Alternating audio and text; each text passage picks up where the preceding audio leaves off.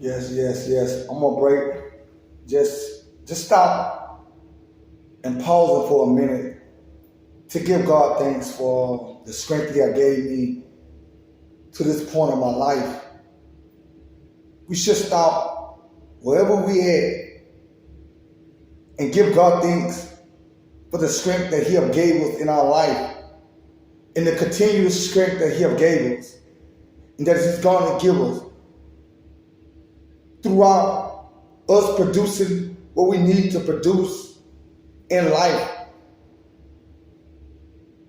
Now it's break. But even on my break, I'm pausing at my job to give God thanks.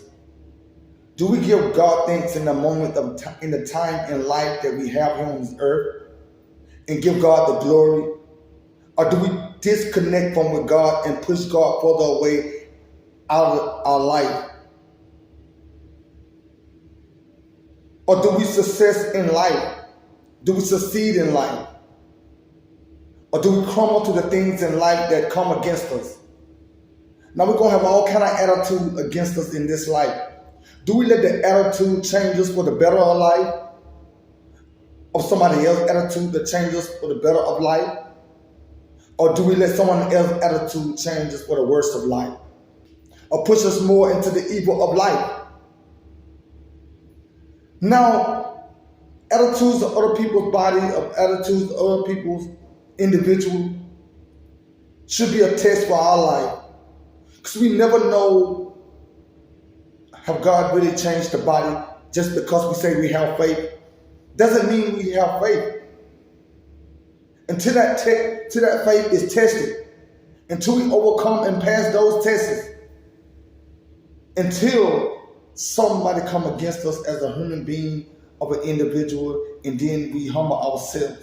We don't actually know really as we're humble. If we say we're humble, it has to be tested. Now, why do we get mad or doubt? Why do we get discouraged when we are tested from an individual attitude?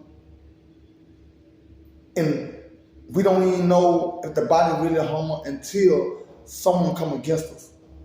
But now it's your time to allow yourself to elevate in the attitude of someone else's attitude, where their attitude come against you or their individual as a person come against you and your attitude is tested. And then you see really is you humble.